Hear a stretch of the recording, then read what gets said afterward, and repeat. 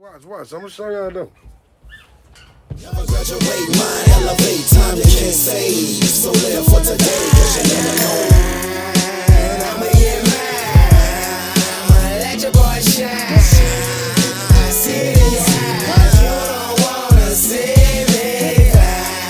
You want me at the bar, got this money on my mind. All time, 5, 2, 3, you'll feel precisely. Who beat me? BLAZE, you can't hate the dream. We got it, if you want it, you can get a piece of this heat. You feel those drums? Mhm. Cause I mean, the lady told me she was like, yeah, she can sense anxiety and stress, and I was like, what? Mhm. No, I mean, I've never heard that. But then, Mhm. even when you put my pups to people that are going through something, you can see them naturally gravitate to Mhm. that person, come Mhm. up to them, you know what I'm saying, and probably pat him, and ease him, you know what I'm saying? Mhm.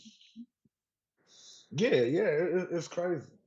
It's Yeah, crazy. so that's So, kind of like you can start it that way, or you could some people um just seek out to different breeders. I don't think there's like a I guess like a unified way of people do it. I think the main procedure is if they have to utilize it or if they want it registered as an emotional right, support animal, then they right, pretty much seek a clinician to be able to, and it's just the simple assessment. Unfortunately, the insurance don't pay for it, so they do have to pay out of facts. pocket for most. They have to pay out of pocket for most, clinicians to do it or whatever. So, and different clinicians charge different things, but it's just a letter just saying that I approve or I recommend, that this person, utilize a emotional support animal for X, Y, and Z. And then what I do, Was is kind of put like an explanation as to how their current diagnosis, like what are the symptoms of it and how it right. relates to the need of an animal. So that's pretty Is much kind of like the procedure. Kind of changes a little bit, depends on what facts. you. Okay.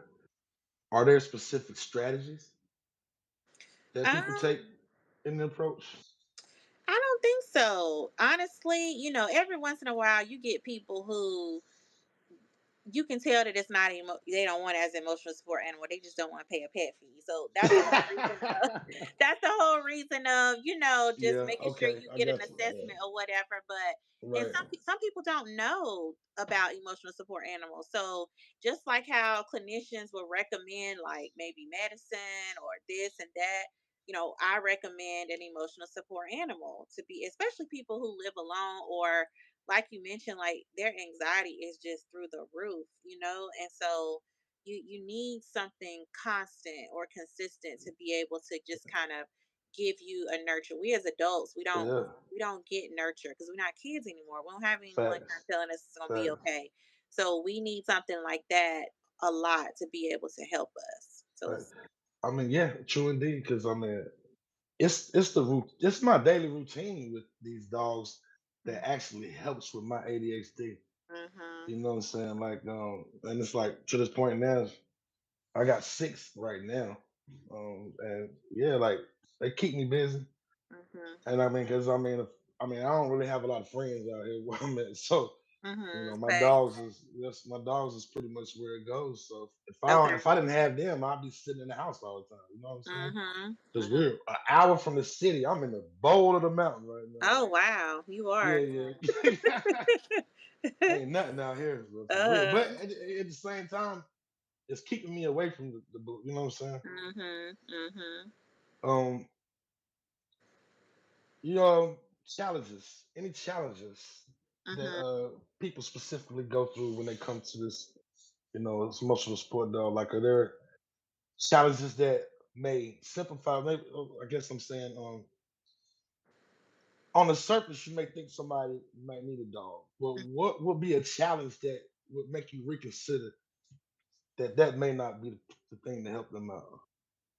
Well, sometimes if I kind of do an assessment on someone, they're not really my client. Like I don't follow them, but if they remain my client, if I have to reconsider, I'm constantly checking on what that strategy, like what it's doing for them, like how's the dog and things like that.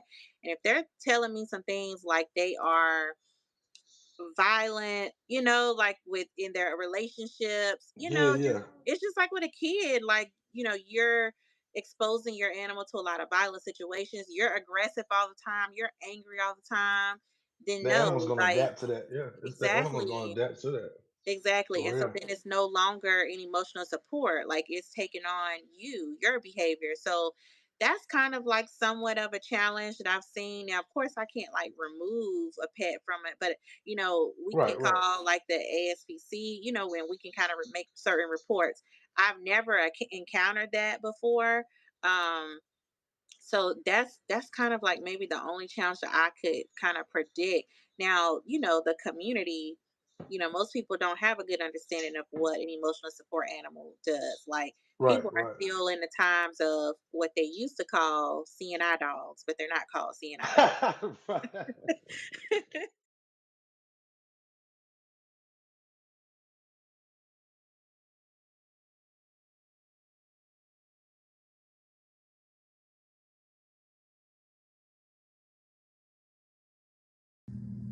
Hey, you. Go ahead and hit that like and subscribe button for me, player. You did.